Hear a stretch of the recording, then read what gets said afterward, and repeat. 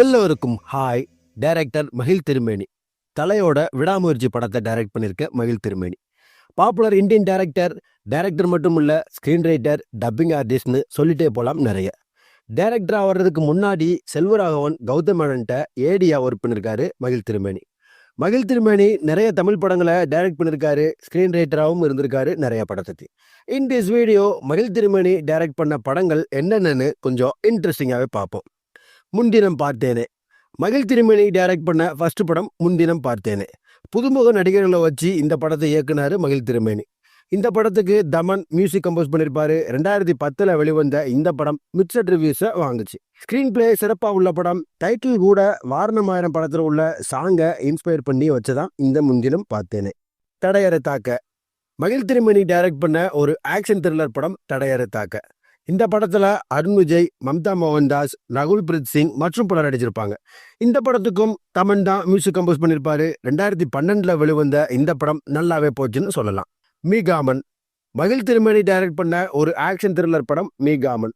இந்த படத்துல ஆர்யா, ஹன்சிகா மற்றும் பலர் நடிச்சிருப்பாங்க. இந்த படத்துக்கு சதீஷ்குமார் சினிமோட்டோகிராஃபி பண்ணியிருப்பாரு. தமன் மியூசிக் கம்போஸ் பண்ணியிருப்பாரு. 2014 வெளிவந்த இந்த படம் சுமாரா போச்சுன்னு சொல்லலாம். தடம் மகிழ் திருமேனியோட டைரக்ஷன்ல வந்த ஒரு தரமான கிரைம் த்ரில்லர் படம் தடம்.